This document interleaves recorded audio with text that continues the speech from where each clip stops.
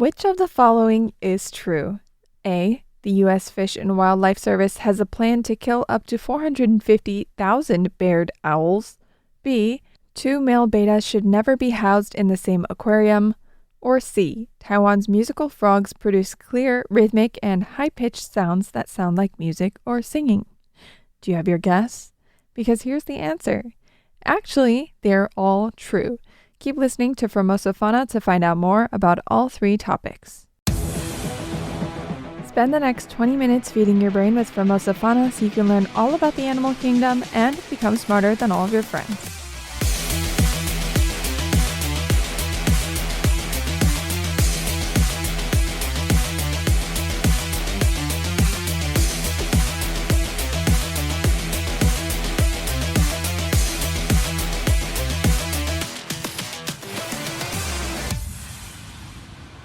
Every Friday is Formosa Fauna Friday. Hello, I'm Tristan Hildebrand, the voice of Formosa Fauna.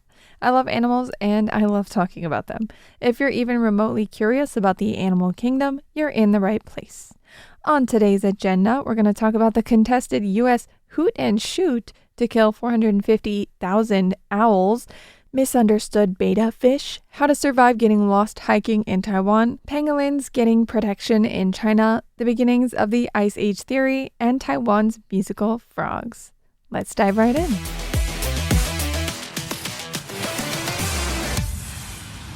The U.S. Fish and Wildlife Service, the USFWS, has unveiled a very controversial plan to kill up to 450,000 barred owls over the next 3 decades in the forests of California, Oregon, and Washington. The $1.3 billion proposal is being dubbed by locals as the hoot and shoot.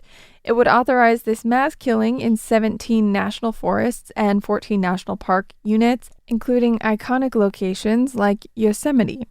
The initiative aims to protect the endangered northern and California spotted owls, which have been declining due to habitat loss and competition from the more aggressive barred owls. Barred owls native to eastern North America have expanded westward, encroaching on the territories of spotted owls. Their adaptability and competitive nature have led to significant declines in spotted owl populations, with some areas experiencing up to a 75% reduction. The USFWS contends that without intervention, spotted owls could face extinction in much of their range. The culling or killing strategy involves trained personnel conducting targeted removals in specific areas where barred owls threaten spotted owl habitats.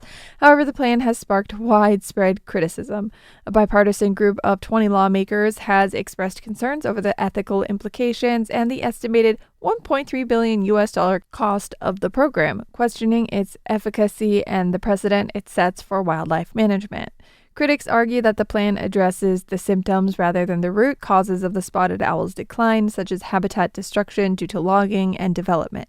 They advocate for stronger protections of old-growth forests and alternative conservation strategies that do not involve large-scale killing of another species. The USFWS maintains that the culling is a necessary, albeit difficult, decision to prevent the extinction of spotted owls. Over 300 organizations have joined the fight against the hoot and shoot. What are your thoughts? Let me know by sending me an email at tristan@rti.org.tw. tristan@rti.org.tw.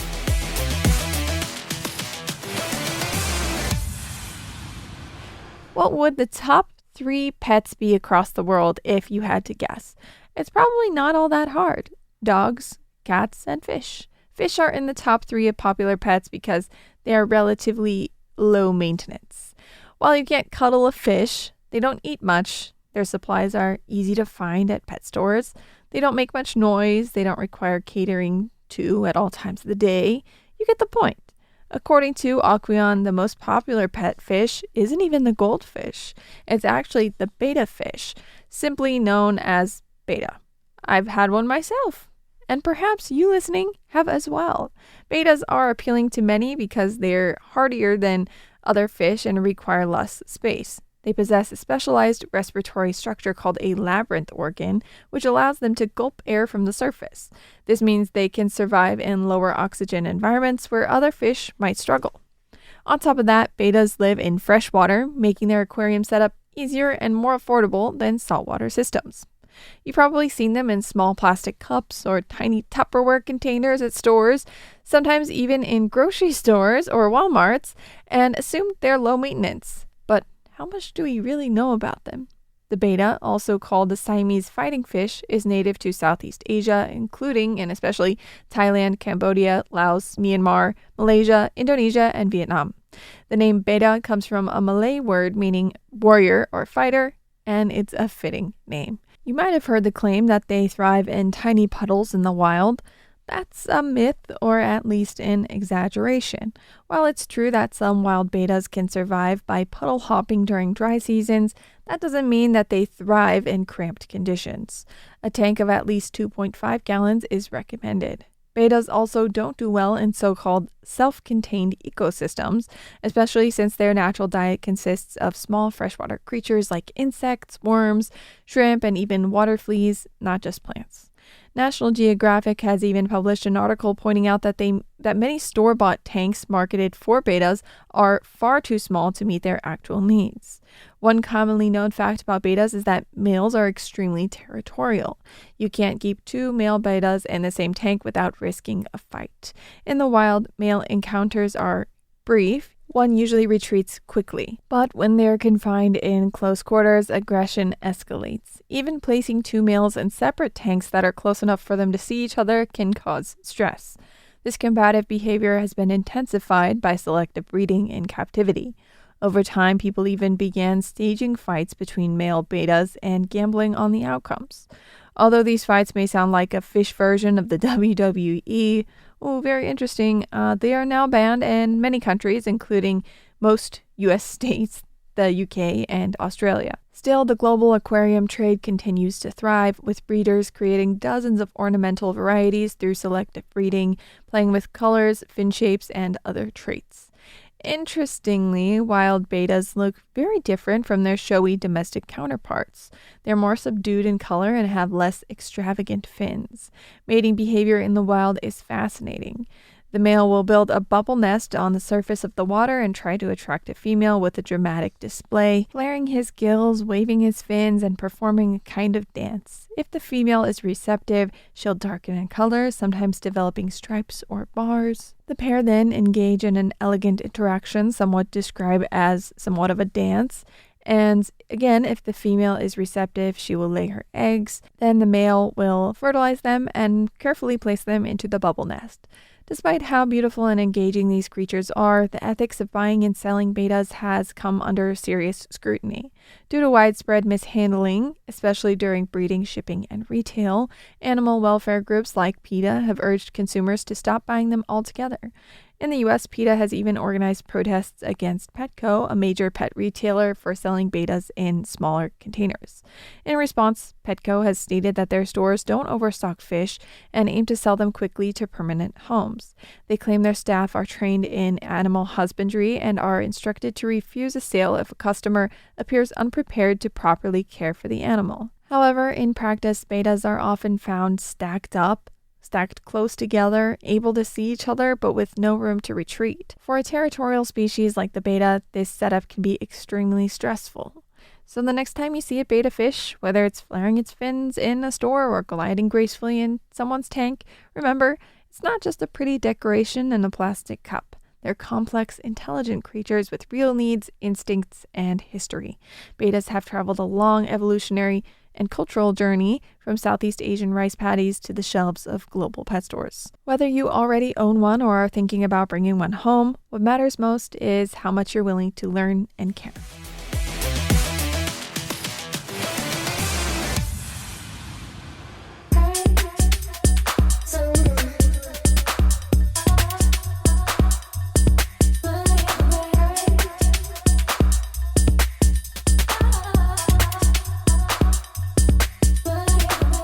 One of the favorite pastimes of Taiwanese people and visitors to Taiwan, hiking.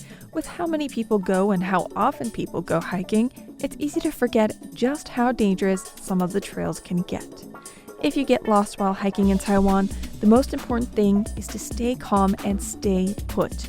Panic can lead to poor decisions, like venturing further off the trail or into dangerous terrain. In most cases, rescue teams can find you faster if you remain in one place. Look for a safe, visible spot, preferably one that's sheltered from the sun and rain, but still open enough for rescuers to spot you. If you have mobile reception, call 119 or 112, both emergency numbers, and give as much detail as you can about where you started and any landmarks you passed. Preparation is key to survival. Before any hike, especially in Taiwan's often rugged and forested mountains, always inform someone of your route and expected return time. This is really important, so I'm going to say it again. Always inform someone of your route and your expected return time. Bring essentials like water, snacks, a whistle, flashlight, power bank, first aid kit, and a lightweight emergency blanket. Taiwan's terrain can be unpredictable.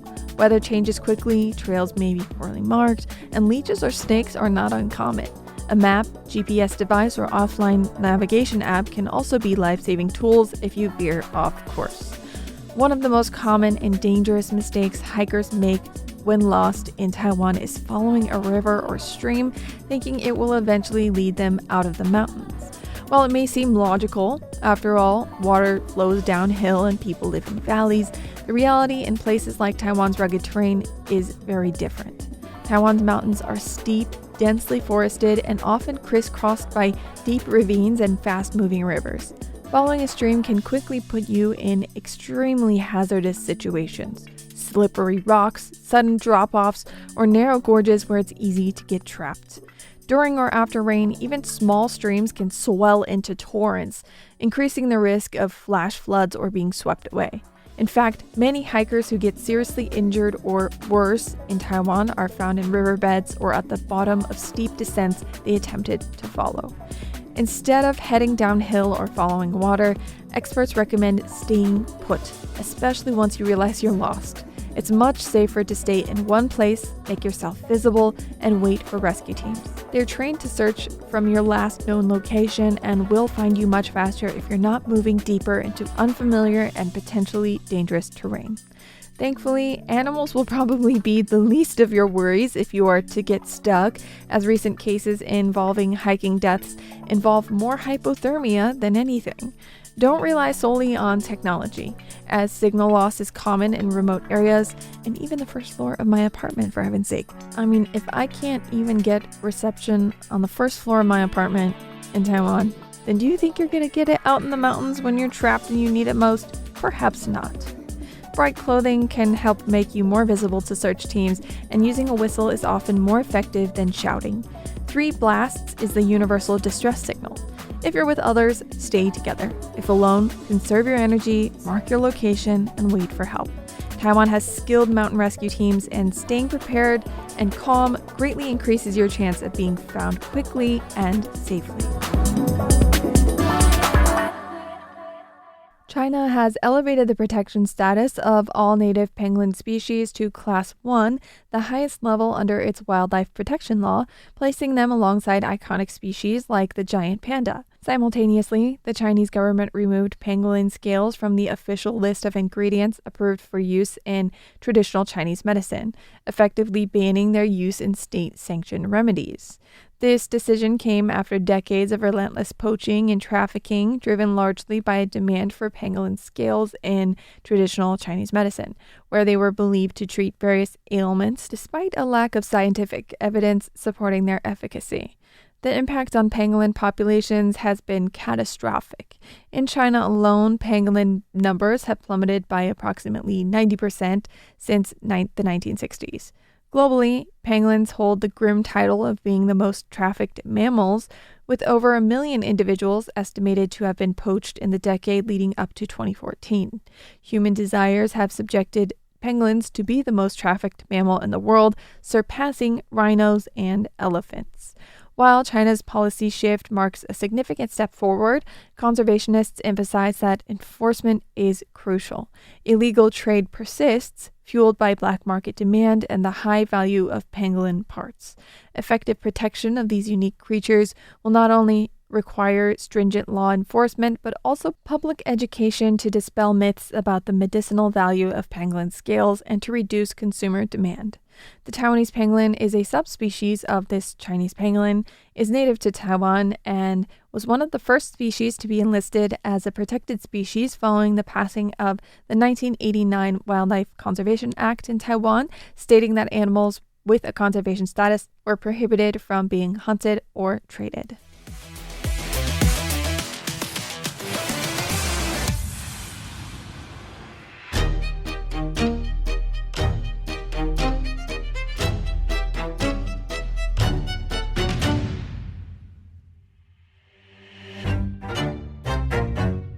Today's scientist of the day, Louis Agassiz. Born in 1807 in Switzerland, Louis Agassiz was a pioneering naturalist and geologist whose work reshaped our understanding of Earth's history.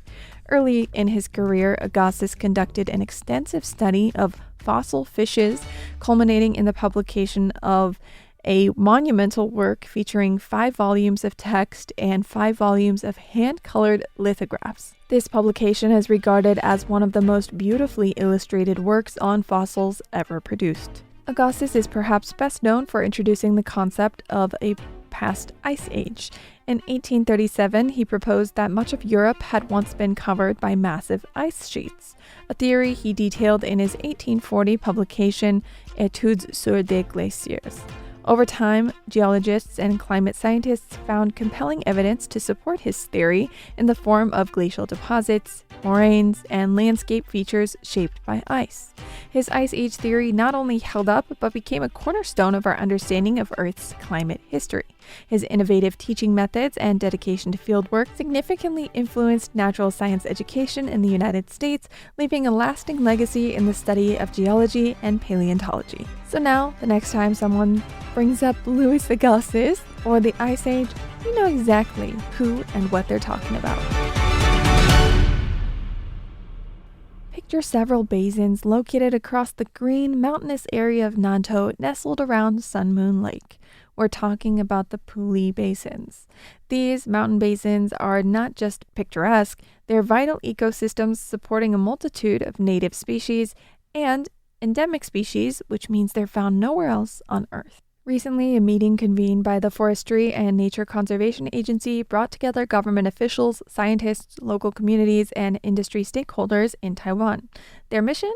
To forge a collaborative path forward in conserving precious habitats like these. One of the focal points of this gathering was the hoot music frog, a unique amphibian known for its distinctive mud nests used in breeding, a behavior rare among frogs, and, of course, its musical noises. With an estimated wild population of just 300 to 700 individuals, this species is incredibly sensitive to environmental change. Conservation efforts, including habitat restoration near Sun Moon Lake, are underway in hopes of bolstering the hoot music frog's numbers. Another species under the spotlight is a dragonfly species endemic to the hoot and Puli areas, first described in 2013. Monitoring since 2022 has raised concerns about its survival as expanding agriculture and climate-induced droughts threaten its limited habitat. The Taiwan white minnow, confined to the lower tributaries of the May River, has also seen population declines due to habitat degradation and water pollution. In response, initiatives like refuge pond management and eco-friendly farming practices are being promoted to aid its recovery. These wetlands are also home to other sensitive species, including other frogs, yellow pond turtles, and other snakes. However, the expansion of water bamboo cultivation and seasonal water shortages are causing these habitats to shrink, putting additional pressure on the resident wildlife. The consensus from the meeting was that safeguarding the biodiversity of the Puli Basins requires an integrated approach, uniting industry, government, academia, and local communities. The agency stated that only through such collaboration can Taiwan ensure the resilience and sustainability of those vital wetland ecosystems. Have anything you want to share? Send an email to tristan@rti.org.tw. That is tristan@rti.org.tw. Making it to the end of an episode makes you a Formosa Fauna friend. It's not gross, it's cute. Thank you for tuning in, friend. All animals require enrichment, and Formosa fauna is one kind of that. After all, we're all just a bunch of wild animals. See you next time for Formosa Fauna Fridays here on Radio Taiwan International.